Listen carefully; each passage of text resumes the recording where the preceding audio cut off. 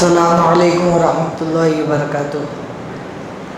اشہد ان لا الہ الا اللہ وحدہ لا شریک لہ واشہد ان محمدا عبدہ ورسولہ، اما بعد فاعوذ باللہ من الشیطان الرجیم، بسم اللہ الرحمن الرحیم۔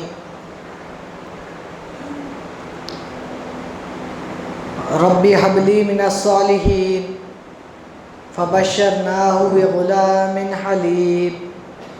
فلما بلغ معه السعی قال یا بنی انی ارى في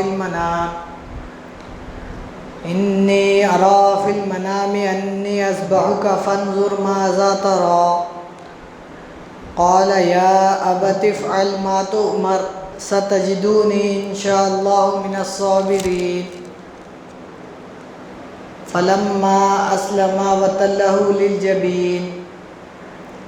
ونادیناہ ان یا ابراہیم قد صدقت الرؤیا انا كذلك نجزی المحسنین ان ھذا لہو البلاء المبین وفدیناہ بذبح عظیم وترکنا علیہ فی الآخرین سلام علی ابراہیم کذالک نجزی المحسنین۔ صدق اللہ العظیم۔ قرآن کریم کی سورہ صافات ہے، جن کی چند آیتیں آپ کے سامنے تلاوت کی گئی ہے۔ ان آیتوں کا تعلق بنی اسرائیل کے ابو الانبیاء حضرت ابراہیم علیہ السلام اور آپ کے فرزند حضرت اسماعیل علیہ السلام کی جو قربانی ہے اس سے تعلق رکھتے ہیں۔ سب سے پہلے تو اللہ تعالیٰ حضرت ابراہیم علیہ السلام کی جو دعا ہے اس کو دہراتا ہے۔ آپ نے دعا کی ربی ہب لی من الصالحین، اے اللہ، اے میرے رب مجھے اولاد عطا فرما جو نیکوکاروں میں سے ہو۔ ایک عام قانون ہے کہ جب ایک انسان ایک اپنی ایسی عمر میں پہنچ جاتا ہے جس کے بعد کوئی کام کرنا، کوئی کاروبار کرنا یا کوئی بھی عمل کرنا اس کے لیے مشکل ہو جاتا ہے، تو اس کی یہ خواہش ہوتی ہے کہ میری بھی کوئی مرد اولاد رہے جو میرا حقیقی وارث بن کے میرے کام کو اپنے کندھوں پہ لے کے پھرے۔ تو اس میں بھی ابراہیم علیہ السلام، مورخین لکھتے ہیں کہ آپ کی عمر 86 سال کی ہو گئی تھی لیکن آپ کو کوئی اولاد نہیں تھی، تو آپ نے دعا کی ربی ہب لی من الصالحین، اے اللہ مجھے نیکوکاروں میں سے ایک اولاد عطا فرما۔ کیونکہ آپ کو ایک چیز یہ بھی تھی، کیونکہ آپ اللہ کے نبی ہیں اور یہ عام قانون تھا کہ نبی کے بعد اس کے اولاد میں ہی فیض نبوت جاری ہوتا تھا۔ تو اب اگر ابراہیم علیہ السلام کو کوئی اولاد نہیں رہتی تھی تو نبوت کا جو سلسلہ ہے آپ پر آ کے رک جاتا تھا، تو آپ نے اس نبوت کے سلسلے کو جاری رکھنے کے لیے بھی یہ دعا کی، جس کے صلے میں اللہ تعالیٰ نے آپ کو اولاد عطا کی اور پھر آپ ہی کی نسل میں سے حضرت محمد مصطفیٰ احمد مصطفیٰ سرکار دو عالم صلی اللہ علیہ وسلم کو تولد فرمایا اور دنیا کے سامنے یہ پیغام دیا کہ میرے خلیل نے میرے لیے جو کچھ میں نے مانگا وہ قربان کر دیا، تو اسی کی نسل میں میں نے تمام قیامت تک آنے والی دنیا کے لیے جو فیض ہے اس کے اولاد میں نے رکھ دیا۔ حضور نبی کریم صلی اللہ علیہ وسلم ایک صحابی آپ آ کے آپ کو فرماتے ہیں کہ یا ابن ذبیحین، اے دو ذبیحوں کے بیٹے، یعنی ایک تو حضرت عبداللہ آپ کے والد، آپ کا بھی قصہ یہ ہے کہ جب زمزم کا کنواں کھودا جاتا ہے تو حضرت عبد المطلب نظر مانتے ہیں کہ اگر یہ کام بآسانی سے ہو گیا تو میں اپنے ایک بیٹے کو قربان کر دوں گا اللہ کی راہ میں۔ تو اب زمزم کا کنواں کھود گیا، اس کے بعد نظر پور کے سب سے چہیتے بیٹے کون ہے بولے تو حضرت عبداللہ رضی اللہ عنہ، جو حضور نبی کریم صلی اللہ علیہ وسلم کے والد ہیں۔ تو اب آپ کو قربان کرنے کے لیے عبد المطلب پیچھے نہیں ہٹتے، لیکن جو پورا قبیلہ قریش کا ہے وہ بولتے کہ عبداللہ ہم سب کو بہت ہی عزیز ہے، بہت ہی پیارا ہے، اس کی قربانی ہم نہیں دیکھ سکتے، اس کے بدلے میں آپ کوئی فدیہ ادا کر کے وہ کر دیجیے، لیکن اس بچے کی قربانی مت کریے۔ تو جا کے وہ کوئی نجومی کے پاس یا کوئی جو فال نکالتے ان کے پاس جا کے دیکھتے تو وہ بولتے ایک تیر میں حضرت عبداللہ کا نام، ایک تیر میں اونٹ، تو جبھی بھی فال نکالتے حضرت عبداللہ کا نام نکلتے رہتا، تو اونٹوں کی مقدار بڑھاتے چلے آتے۔ جب 100 اونٹ کی مقدار پوری ہو جاتی اس وقت پہ اونٹوں کا کانٹا نکلتا، تو حضرت عبد المطلب جو ہے نا اپنے بیٹے کی قربانی کو بھی وہ فدیہ دے کے وہاں پہ مکمل کر دیتے۔ اور ایک ذبیحہ کون ہے؟ وہ حضرت اسماعیل علیہ السلام، جس کا ذکر اللہ تعالیٰ قرآن کریم میں کر رہا ہے، ربی حبلی من الصالحین فبشرناہ بغلام حلیم، یعنی یہ ابراہیم علیہ السلام دعا کرے میرے رب مجھے اولاد عطا فرما جو نیکوکاروں میں سے ہو۔ تو ایک نبی کی دعا کو اللہ تعالیٰ قبول کرنے کا بھی ذکر کر دیا کہ ہم نے اسے بشارت دی ایک بردبار لڑکے کی۔ غلام عام طور پہ جو ہے نا یہ مذکر کے لیے استعمال ہوتا ہے، تو ہم نے اسے ایک بردبار لڑکے کی بشارت دی۔ اب وہ لڑکا ایسا ہے کہ تولد ہونے کے بعد والد کو حکم ہوتا ہے کہ اپنی بیوی کو اور اپنے بچے کو لے کے جا کے ایسے مقام پہ چھوڑ دو جہاں پہ ایک پتا بھی نہیں ہوتا، غیر ذی زرع، وادی غیر ذی زرع، ایک پتا بھی نہیں ہوتا، وہاں چھوڑ دو۔ تو تولد ہوئے تو بچے کو اور بیوی کو لے کے جا کے حضرت ابراہیم علیہ السلام مکہ مکرمہ کی وادی میں چھوڑ دیتے۔ تو بی بی حاجرہ وہاں پہ سوال کرتے ہیں کہ آپ ہمیں کس کے بھروسے پہ چھوڑ کے جا رہے ہیں؟ تو میں اللہ کے بھروسے پہ تمہیں چھوڑ رہا، اللہ کا حکم ہے۔ وہ تو آپ فرماتی ہیں کہ اگر اللہ کا حکم ہے تو ہمیں اللہ کافی ہے ہمارے لیے، بول کے آپ چلے آتے۔ اب اس کے بعد میں وہاں پہ معجزہ پیش آتا کہ کھانے پینے کو تو کچھ ہے نہیں، باقی زمزم کا پانی بھی وہاں پہ نکل آتا، اور دھیرے دھیرے چونکہ پانی ہے تو قافلے آ کے وہ بستی آباد ہونا شروع ہو جاتی۔ اب اس کے بعد میں اللہ تعالیٰ پھر حضرت ابراہیم علیہ السلام کو خواب دکھاتا ہے، اس کا ذکر آپ آگے کرتے ہیں کہ فلما بلغ معه السعی قال یا بنی انی اری فی المنام انی اذبحک فانظر ماذا تری، یعنی جب اسماعیل علیہ السلام ایسی عمر کو پہنچ گئے کہ اب ان کے ساتھ قدم سے قدم ملا کے چل سکتے، کھاندے سے کھاندہ، یا ان کے کام کاروبار میں مدد کر سکتے، ویسی حالت میں اللہ تعالیٰ خواب دکھا رہا کہ اسی چہیتے بیٹے کو جس کو دعا کر کے 86 سال کی عمر میں اللہ سے لیے، اسی کو ذبح کر دینے کا خواب دیکھے۔ اچھا، اب عام انسانوں کو اگر خواب ہوا نا تو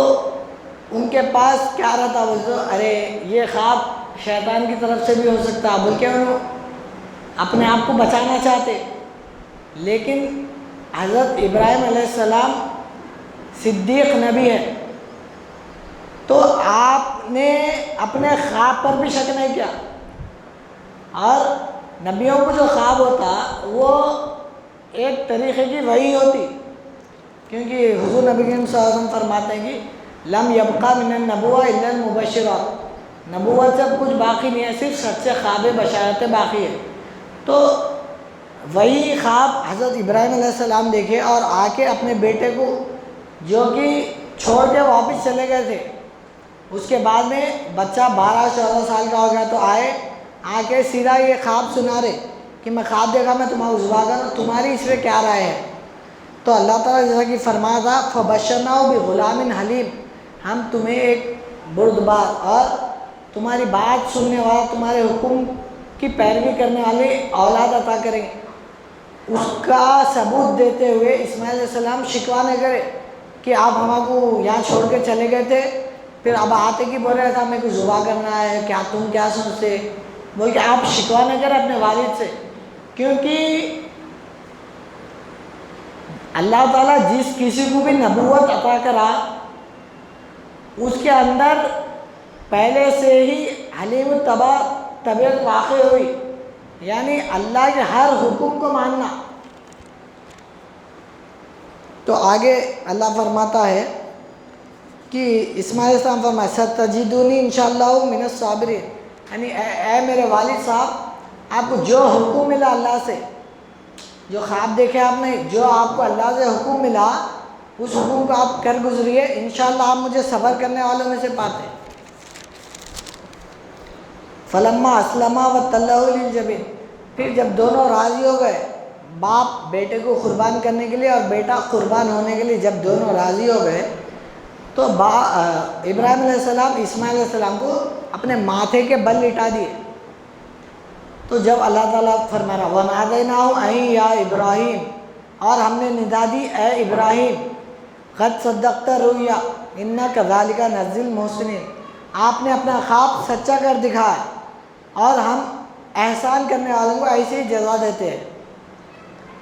ان ھذا لہو البلاء المبین، بے شک یہ ایک کھلا امتحان تھا۔ وفدیناہ بذبح عظیم، اور ہم نے ایک عظیم فدیہ، ذبح عظیم اس کے فدیے میں رکھ دیا۔ وترکنا علیہ فی الآخرین، اور یہ ذبح عظیم آخرین آگے آنے والوں میں چھوڑ دیا۔ سلام علی ابراہیم، ابراہیم پر سلام ہو، کذالک نجزی المحسنین، اسی طرح ہم نیکی کرنے والوں کو بدلہ دیتے ہیں۔ اب یہ تو ایک جس طریقے سے اللہ تعالیٰ کا کلام نازل ہوا اور اس کا جو ترجمہ کیا گیا وہ میں نے آپ کے سامنے رکھا، لیکن اس میں بہت سی باتیں لوگوں نے یا امت مسلمہ نے توریت اور انجیل سے حاصل کر لی، کیونکہ قرآن کریم میں کوئی چیز اگر بتائی گئی ہے کسی نبی کے تعلق سے اور اس کا تفصیل سے ذکر نہیں ہے تو مسلمان کیا کرے، توریت یا انجیل کی طرف جا کے دیکھے کہ آخر کیا کہنا چاہ رہا ہے قرآن کریم بلکہ۔ لیکن حضور نبی کریم صلی اللہ علیہ وسلم نے آخری وقت میں فرمایا تھا کہ میں تمہیں دو مضبوط چیزیں چھوڑے جا رہا ہوں، جس میں سے ایک کلام اللہ ہے۔ تو اب مسلمانوں کے لیے کلام اللہ سے ہٹ کے کسی اور کتاب سے مدد لینے کی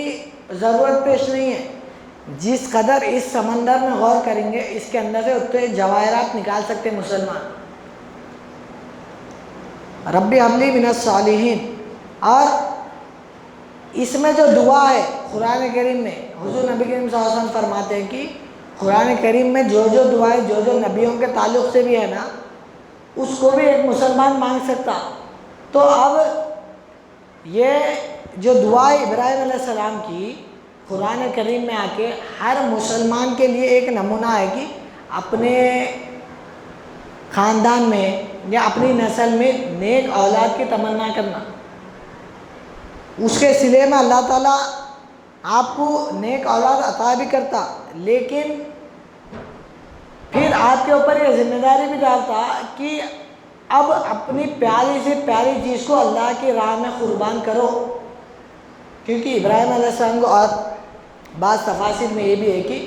خواب میں صرف اتنا دکھایا کہ اپنی پیاری چیز قربان کرو۔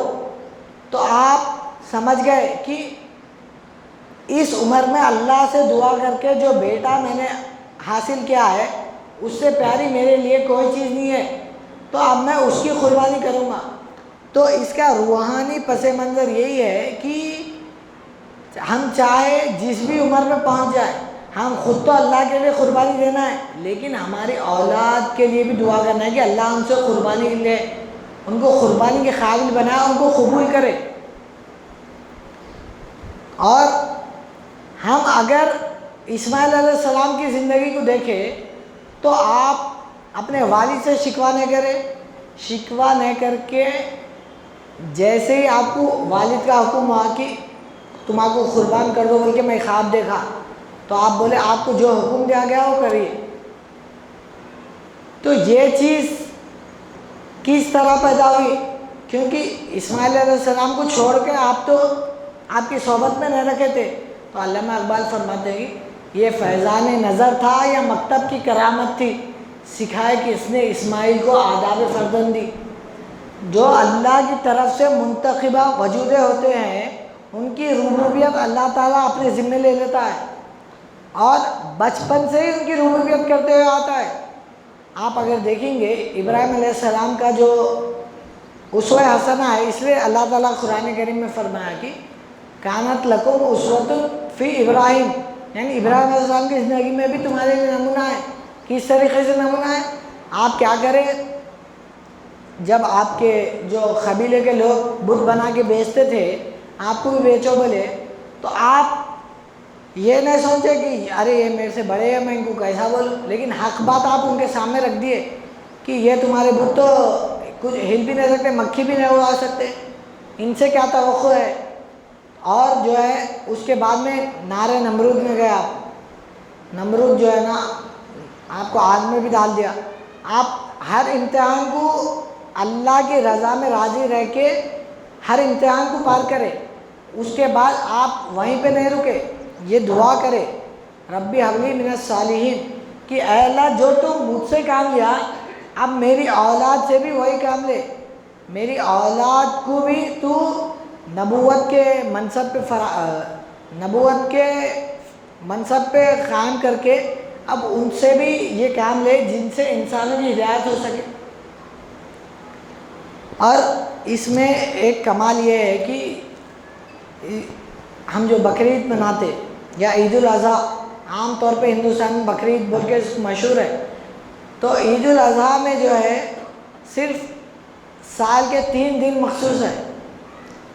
ذی الحجہ کی 10، 11، 12، اس میں آپ قربانی کر دینا۔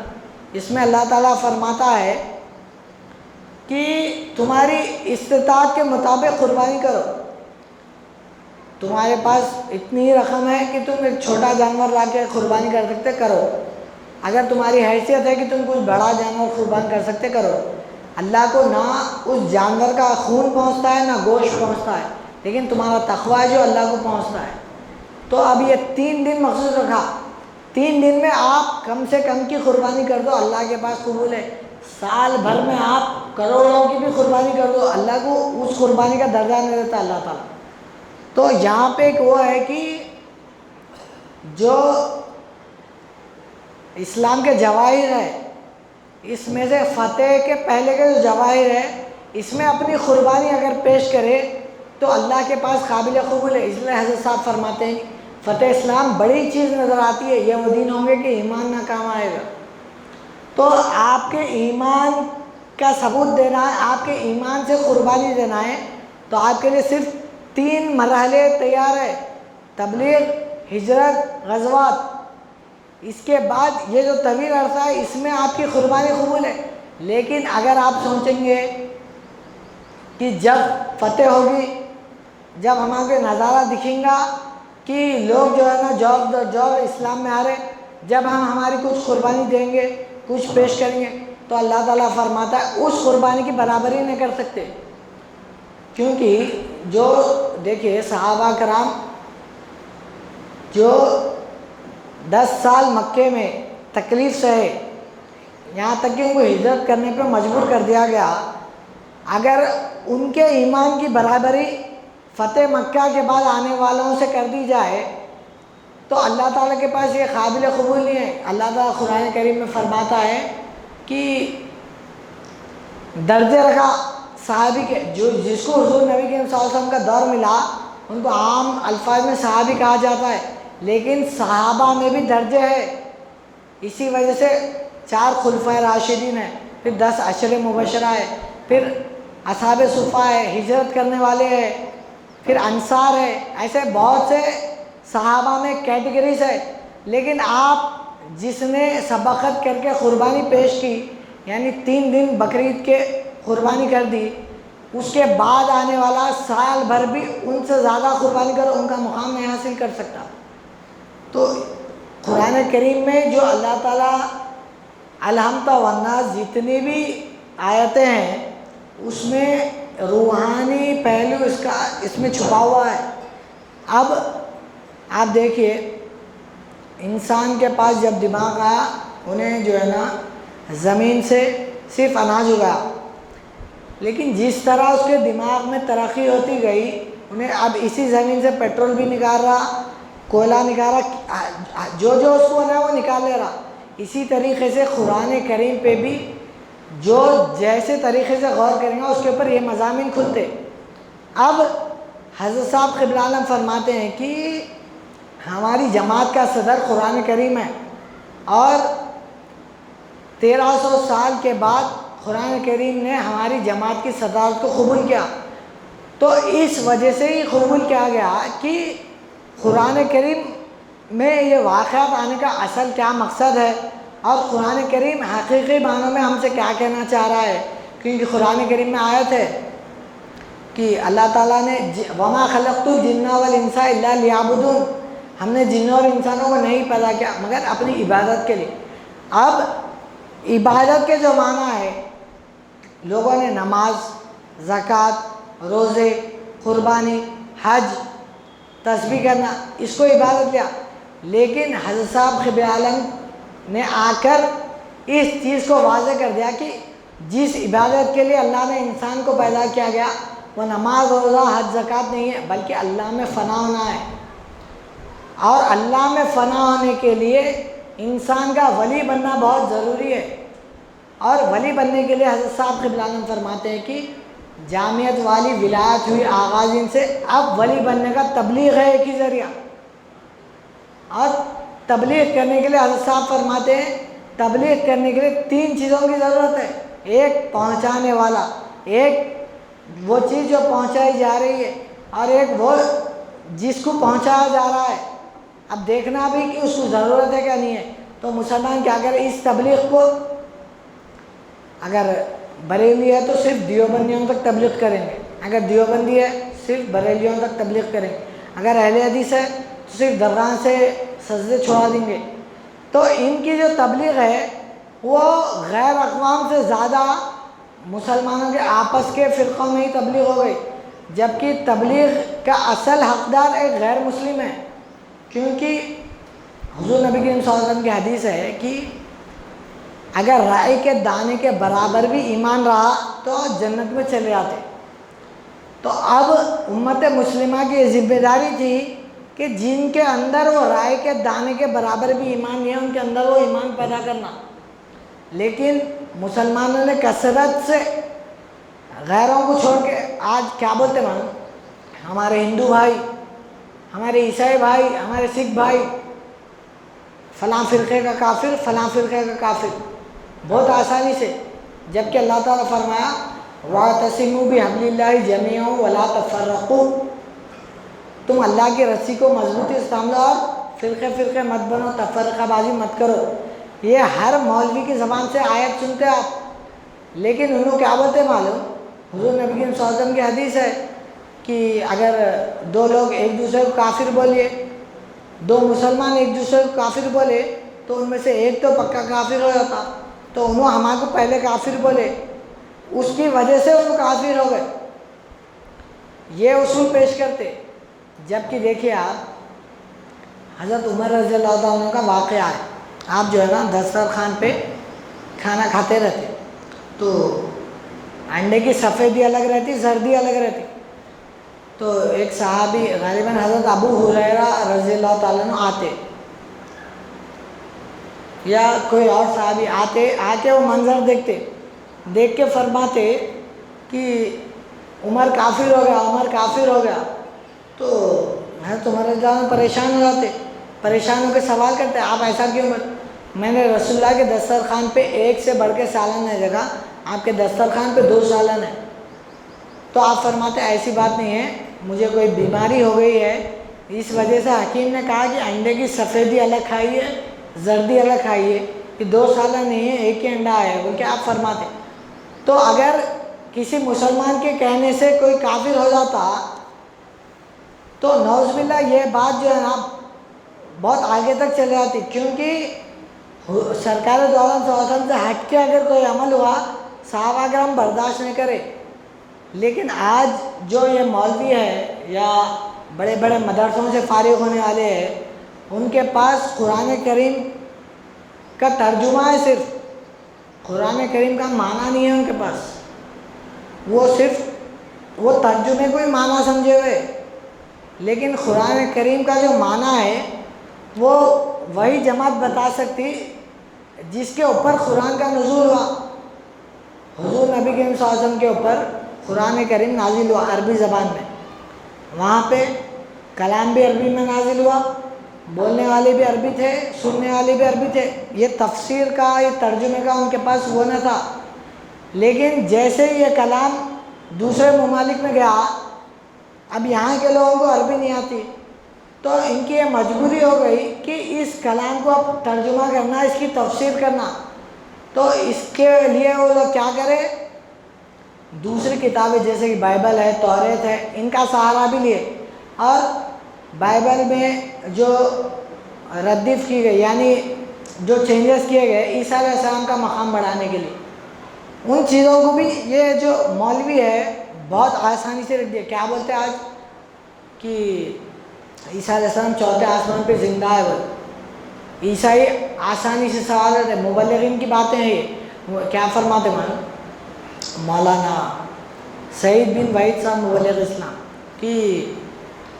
عیسائیوں کا یہ بہت بہترین ہٹ کنڈا ہے. وہ لوگ آتے آ کے مسلمان جو کچھ بھی علم نہیں ہے ان کو کیا بولتے معلوم، بھائی اگر تم ایک 2 راہ پہ پہنچ گئے، تمہارے کو راستہ نہیں معلوم، یہاں سے جانا ہے یہاں سے جانا ہے، اور وہاں پہ ایک شخص کو تم دیکھ رہے تھے زندہ ہے، ایک شخص سو رہا یا مرا ہوا ہے، تو تم راستہ کس سے پوچھتے؟ جو زندہ ہے اس سے راستہ پوچھتے. تو ویسے ہمارے عیسیٰ چوتھے آسمان پہ زندہ ہے، نعوذ باللہ تمہارے نبی جو ہے نا مدینے میں ان کا انتقال ہو گیا، بلکہ ایسے کمزوری سے حملے کرتے. اور جو مسلمانوں کے پاس علم نہیں ہے انہوں ارے ہو گئی انہوں بات تو صحیح بولے بول کے مرتد ہو جاتے. تو حضرت صاحب قبلہ عالم اور آپ کے مبلغین نے حضور نبی کریم صلی اللہ علیہ وسلم کا جو مقام ہے اس مقام کو مد نظر رکھتے ہوئے قرآن کریم کے اوپر روشنی ڈالی. جو قرآن کہتا ہے کہ لقد کان لکم فی رسول اللہ اسوۃ حسنہ، یعنی تمہارے لیے زندگی گزارنے کا بہترین نمونہ تو حضور نبی کریم صلی اللہ علیہ وسلم کی زندگی ہے. ان کو آپ عام نبیوں جیسا نبی یا عیسیٰ علیہ السلام سے کمتر بھی مان لے رہے، تو قرآن کریم کے خلاف عمل آپ کر رہے. تو اس قرآن کریم سے ہٹ کے عمل کرنے کی وجہ سے آج آپ پستی پہ جا رہے، آپ کو سمجھ بھی نہیں آ رہا مسلمان کیا ہے کیا سمجھ رہے. معلوم ہم دنیا سے قدم ملا کے نہیں چلے اس لیے ہم پستی میں جا رہے سمجھ رہے. لیکن قرآن کریم میں جو حضور نبی کریم صلی اللہ علیہ وسلم کا مقام مرتبہ ہے، جس کو صحابہ کرام سمجھے اور اپنی زندگیوں میں عمل کرے، آپ کے لیے جان دینے تیار ہو گئے. آج دیکھیں آپ اگر 72 فرقے ہو گئے نا بھائی، کوئی بھی فرقے والا اگر کسی کے لیے جان دینا چاہا تو فرقے کے بانی کے لیے، کوئی بھی فرقے والا اگر اپنی جان دینا چاہ رہا تو فرقے کے بانی کے لیے. ہم ان کے وجود پہ کوئی بھی انگلی اٹھنے نہیں دیں گے، اپنے آپ کو قربان کر دیں گے بولے. لیکن قربان جائے آپ حضرت صاحب قبلہ عالم اور آپ کے ساتھیوں پہ 40 جیل 84 حوالات بھگتے اپنے مناوے کے لیے یا اپنے دکھاوے کے لیے نہیں، صرف اور صرف حضور نبی کریم صلی اللہ علیہ وسلم کے لیے. اور آپ فرماتے ہیں کہ حضور نبی کریم صلی اللہ علیہ وسلم پہ زندگی قربان کرنے کے لیے اگر کوئی انسان آگے نہیں بڑھا تو اس کی زندگی کا مقصد ہی پورا نہیں ہے. آپ فرماتے ہیں کہ مقصد زندگی سمجھو نا حصول دنیا، آگے جانا ہے منازل کو یہاں طے کر کر پھر کے چل دو تو خود ہی پیچھے چلی آتی ہے جیسے سایہ چلا آتا ہے قدم کو لگ کر. تو حضرت صاحب قبلہ عالم نے جس طریقے سے حضور نبی کریم صلی اللہ علیہ وسلم نے اپنے اصحاب میں سے دنیا کی محبت نکال کے اللہ کی محبت کو بٹھایا، جس کی وجہ سے قربانی دینے کے لیے مشکل نہیں ہوئی، اسی محبت کو آپ نے اپنے ساتھیوں میں پیدا کیا، جس کی وجہ سے قربانی دینے سے پیچھے نہیں ہٹے۔ ارے بھائی، معمولی کوئی لیڈر ہے، اس سے جا کے بات کرنا ہے بولے تو 10 لوگوں کو لے کے جانا پڑتا، 10 لوگ آ رہے تو کیا ہے ایسا ایسا کر کے بات کر لیں گے اسے بول کے۔ لیکن حضرت صاحب قبلہ عالم کے مبلغین ہندوستان کے مٹھ مندروں میں تنہا گھس گئے، اکیلے جا کے، جان کا خوف بھی ہے۔ اور اس کی یہ جو ہے، اس میں اللہ تعالیٰ آگے فرما رہا ہے کہ اِنَّ هَذَا لَهُوَ الْبَلَاءُ الْمُبِينُ، بے شک یہ کھلا امتحان تھا، اور فَدَيْنَاهُ بِذِبْحٍ عَظِيمٍ۔ اب اس کا جو فدیہ ہے یہ ذبح عظیم سے ہم نے بدل دیا۔ تو عام طور پہ جتنے بھی باہر مولوی ہے یہی بولتے ہیں کہ جنت سے ایک دمبا آیا تھا، اسماعیل علیہ السلام کی جگہ پہ قربان ہو گیا انہیں۔ اب اس لیے جو ہے نا قیامت تک دمبوں کی، اونٹوں کی، گایوں کی، بیلوں کی یہی قربانی ہونے والی ہے اب، کیونکہ اللہ تعالیٰ وہاں انسان کی قربانی روک دیا۔ اللہ تعالیٰ وہاں پہ اسماعیل علیہ السلام کی قربانی روکا کیونکہ ابھی ابراہیم علیہ السلام کی شریعت نامکمل، آپ کا دین نامکمل، آپ کا جو دین ہے وہ تمام انسانوں کے لیے نہیں ہے، تمام انسانوں کے لیے نمونہ نہیں ہے، اور آپ کا بھی جو یہ نمونہ ہے وہ صرف مسلمانوں کے حد تک ہے۔ جبکہ حضور نبی کریم صلی اللہ علیہ وسلم کے تعلق سے اللہ فرماتا ہے کہ آپ کا وَمَا أَرْسَلْنَاكَ إِلَّا رَحْمَةً لِّلْعَالَمِينَ وَمَا أَرْسَلْنَاكَ إِلَّا كَافَّةً لِّلنَّاسِ، یعنی آپ تمام انسانوں کے لیے کافی ہے۔ تو اب یہ قربانی بھی وہاں پہ رک جانی تھی، رک گئی۔ یہاں پہ مبلغین فرماتے کہ ایک دمبا جنت سے ہی کیوں نہ آیا ہو، کسی انسان سے بڑھ کے نہیں ہو سکتا۔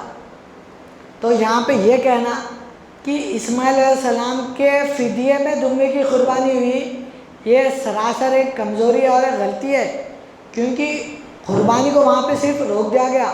اور اللہ تعالیٰ آگے فرما رہا ہے کہ وہ ذبح عظیم کہاں ہے اس کا بھی پتہ دے رہا ہے، وَتَرَكْنَا عَلَيْهِ فِي الْآخِرِينَ، آگے آنے والی جماعت میں ہے اس کا فدیہ۔ تو ابراہیم علیہ السلام کے بعد قربانی ہو رہی تھی اسماعیل علیہ السلام کی، تو اسماعیل علیہ السلام سے حضور نبی کریم صلی اللہ علیہ وسلم تک کوئی نبی اسماعیل علیہ السلام کے اولاد میں نہیں ہے، صرف حضور نبی کریم صلی اللہ علیہ وسلم ہی آپ کے اولاد میں نبی ہے۔ تو اب یہ قربانی بھی اس نبی کی زندگی میں یا اس نبی کے طریقے میں باقی رہنی تھی، جو کہ حضرت امام حسین علی مقام رضی اللہ تعالیٰ عنہ سے کربلا کے میدان میں پوری ہوئی۔ کیونکہ آپ دیکھیے اس میں جو بھی باپ بیٹے کی جو گفتگو ہے جس کو اللہ تعالیٰ نے نازل کیا، اس میں یہ ہے کہ فَلَمَّا أَسْلَمَا وَتَلَّهُ لِلْجَبِينِ۔ آج ہم جانور قربان کرتے نا، تو دنیا میں کروڑوں جانور قربان ہو رہے، لیکن کہیں بھی یہ نہ دیکھتے کہ جانور کو پیشانی کے بل لٹا کے اس کی گردن پہ وار کیا جاتا، اس کی قربانی، اس کی جو جان لی جاتی نا اس کے حلق سے ہی لی جاتی نا بھائی۔ تو اب یہاں پہ لیکن اللہ تعالیٰ کیا وَتَلَّهُ لِلْجَبِينِ، ماتھے کے بل لٹانے میں بھی یہ اشارہ ہے کہ اب جو ذبح عظیم ہے یا جو اس کا جو فدیہ ہے اس کی بھی جو قربانی ہوگی اپنا ماتھا زمین پہ رکھنے پر ہی ہوگی۔ امام حسین علی مقام رضی اللہ تعالیٰ عنہ جب اپنی قربانی دی، اپنے سامنے پہلے اپنے عزیز و اقارب کو قربان کرے، جس طریقے سے ابراہیم علیہ السلام اپنی پیاری چیز کو قربان کرنے گئے، اسی طریقے سے امام حسین علی مقام رضی اللہ تعالیٰ عنہ اپنے تمام عزیز و اقارب کی قربانی کرے۔ آپ کیا فرمائے معلوم؟ یزید کی دشمنی میرے سے، میں اکیلے جان دے دیا تو کافی ہے، تم سب کی جان بچ جاتی، لہذا جس کو جانا ہے چلے جاؤ۔ لیکن وہ سب بھی قربانی کی حقیقت کو سمجھتے تھے، اس وجہ سے کوئی بھی اپنی جگہ پہ سے نہیں ہٹے اور آپ کو چھوڑ کے نہیں گئے۔ وہاں پہ بھی اگر آپ دیکھیں تو ابراہیم علیہ السلام اور اسماعیل علیہ السلام کی گفتگو کو وہاں پہ بھی آپ چشمہ کر سکتے۔ پہلے آپ پوچھے ابراہیم علیہ السلام، میں خواب دیکھا کہ میں تمہارا ذبح کر رہا ہوں، تمہاری کیا رائے ہے؟ بولو۔ امام حسین رضی اللہ عنہ بولے اس کی دشمنی میرے سے، میں قربانی دیتا ہوں، آپ سب واپس چلے جائیے، یہ بھی گفتگو ہوئی۔ تو اس میں یہی ہے کہ اللہ تعالیٰ نے یہ قربانی رکھ کے اب مسلمانوں کو بتایا کہ تم بقرعید میں جانور کی قربانی تو کر لو، لیکن ساتھ ہی 1 مہینے کے بعد وہ معرکہ پیش آیا محرم کی 10 تاریخ کو، جس میں اس قربانی کا روحانی پہلو بھی دنیا کے سامنے آ گیا۔ اور کیا ہے معلوم، قربانی کے لیے جانور آتے اس کے بھی کچھ شرطیں ہیں۔ اللہ تعالیٰ کو کوئی بھی جانور ذبح کر دے تو خوب لے کر آئے، کیا بولتا، زیادہ عمر والی نہ رہنا، کان کٹے ہوئے نہ رہنا، سنگ ٹوٹا نہ رہنا، اور جو ہے نا زیادہ انہیں کہیں بھی کام کرے بھی نہ رہنا۔ تو یہ سب باتیں بول کے اللہ تعالیٰ ایک مومن بندے کو فرما رہا کہ تم بھی جو ہے نا اپنی تمام زندگی اس دنیا میں غرق کر دے کے آخری ٹائم پہ قربانی دینے کو نہیں آ سکتے۔ جس طریقے سے دیکھیے، کان کٹا نہ رہنا، سنگ ٹوٹی نہ رہنا، نہ کان کوئی بھی کھاتے نہ سنگ کوئی بھی کھاتے، پھر بھی اللہ تعالیٰ ممانعت کر دیا۔ تو اللہ تعالیٰ اس لیے منع کرا کہ تم دنیا میں اپنے آپ کو پورا کھپا دے کے آخری میں تمہارا کوئی بیماری ہو گئی، اب تمہارے سے کچھ کام نہیں ہو رہا تو تم مسجد پکڑ لے رہے، اللہ کے دین کا کچھ کام کرنی ہے بول رہے۔ اللہ تعالیٰ بولا میرے لیے قربان ہونے کے اس میں یہ نشانی رہنا نہیں، جوان جانور رہنا، اپنی صلاحیت کو دین کے لیے ہی لگانا پوری، اور کیا ہے، کام کرے بھی نہیں رہنا۔ بھائی کام کرو کیا نہ کرو، ہمارا گوشت کھانا ہے اور اللہ کو تو گوشت بھی نہ پہنچ رہا، خون بھی نہ پہنچ رہا، پھر بھی یہ شرط لگا۔ تو یہی اشارے دے رہا کہ تم دین کی خدمت کرنے کے لیے اپنی بھرپور جوانی میں جس طریقے سے حضرت علی کرم اللہ وجہ نے اپنا بچپنا، اپنی جوانی اور اپنا بڑھاپا دین اسلام کے لیے لگایا، اس نمونے پہ عمل کر کے آؤ تم میدان میں۔ حضرت صاحب قبلہ عالم سورہ اخلاص کے عملی تفسیر میں لکھتے ہیں کہ یہ جو لوگ سوال اٹھاتے ہیں نا، بھائی حضرت علی رضی اللہ تعالیٰ عنہ کو 4 نمبر دے دیے، پہلا نمبر دینا تھا، تو اس کے جواب میں آپ اتنے بہترین انداز میں آپ جواب دیتے ہیں کہ حضرت علی رضی اللہ تعالیٰ عنہ کو اللہ تعالیٰ نے اپنے ہاتھوں سے پرورش کی۔ جب آپ کی بچپن کا معاملہ آیا، آپ کی کفالت حضرت ابو طالب نے چھڑا کے حضور نبی کریم صلی اللہ علیہ وسلم کے حوالے کر دیا، تو سرکار کے زیر سایہ آپ کی پرورش ہوئی، اور آپ کا بچپنا بہترین مبلغ بن کے، اور آپ کی جوانی بھی جو ہے نا داعی اسلام بن کے گزری۔ اب چونکہ آپ کو سورہ اخلاص کی عملی تفسیر بننا تھا، اور یہ ممکن نہیں کہ صرف بچپنا اور جوانی سے سورہ اخلاص کی عملی تفسیر ہو جائے، اس میں آپ کی بڑی عمر بھی جب لگی اسلام کے لیے، جب آپ سورہ اخلاص کی عملی تفسیر بنے، اسی وجہ سے آپ کو 4 نمبر پہ رکھا گیا۔ آپ کے اندر وہ کمال پیدا ہو گیا اس وقت تک کہ آپ سورہ اخلاص کی عملی تفسیر بن سکے۔ اور حضرت علی رضی اللہ تعالیٰ عنہ نے جس قدر اللہ تعالیٰ نے کہا کہ اپنی پیاری سے پیاری لن تنالوا البر حتی تنفقوا مما تحبون، تم جب تک اپنی پیاری سے پیاری چیز اللہ کی راہ میں قربان نہیں کرتے، اللہ تک نہیں پہنچ سکتے تم، یا اللہ کی محبت حاصل نہیں کر سکتے تم۔ تو حضرت علی رضی اللہ عنہ نے اپنا بچپنا بھی قربان کیا اللہ کے لیے، اپنی جوانی قربان کی، اپنا بڑھاپا قربان کیا، اپنی اولاد کو قربان کیا، اپنے مال کو قربان کیا، اپنے وقت کو قربان کیا، ہر چیز کو اللہ کی راہ میں قربان کر دیا۔ تو آج حضرت صاحب قبلہ عالم فرما دیں کہ اے طالبان حق آؤ، اے عاشقان رسول آؤ، اے محبان علی آؤ، بڑی مدتوں کے بعد یہ دربار کھلا ہے۔ تو حضرت علی کرم اللہ وجہ سے محبت کا ہمارا یہ تقاضا ہونا چاہیے کہ آپ کی زندگی کو دیکھتے ہوئے اپنی زندگی کو گزارنا۔ حضرت علی کرم اللہ وجہ جو ہے نا، ایک صاحب آئے پوچھے کہ اے علی یہ زکوٰۃ کا کیا نصاب کیا ہے، زکوٰۃ کا حکم کیا ہے؟ تو میری بتاؤں یا تمہاری بتاؤں؟ یعنی میری اور تمہاری بھی ہے اس میں۔ ہاں میری بتلا دیجیے بھائی، تمہاری زکوٰۃ یہ ہے کہ تم 100 کو 2.5 روپے خرچ کرنا، اچھی بات ہے، تو اب آپ کی بھی زکوٰۃ بتلا دیجیے۔ میری زکوٰۃ یہ ہے کہ میں 100 کو 100 روپے خرچ کر دیتا ہوں، یعنی مال کی محبت ہی نہیں ہے، جو کچھ بھی میرے پاس آتا ہو وہ سب میں اللہ کے پاس قربان کر دیتا ہوں۔ اس لیے سورہ بقرہ میں اللہ تعالیٰ کیا فرماتا، وَمِمَّا رَزَقْنَاهُمْ يُنْفِقُونَ، جو کچھ انہیں دیا جاتا ہے خرچ کر دیتے اللہ کی راہ۔ تو حضرت علی کرم اللہ وجہ کے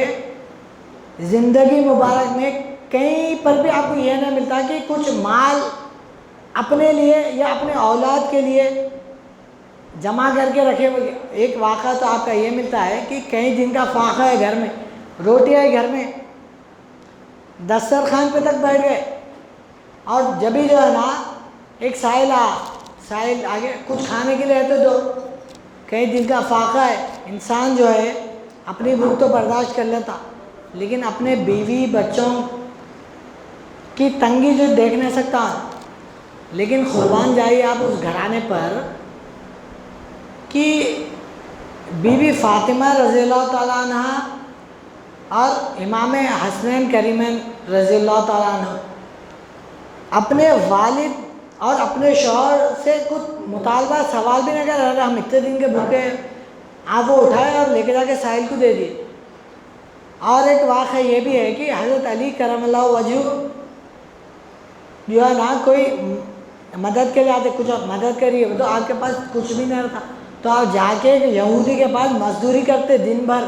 اس کے بعد میں جو آپ کو رقم ملتی وہ تک آپ دے دیتے،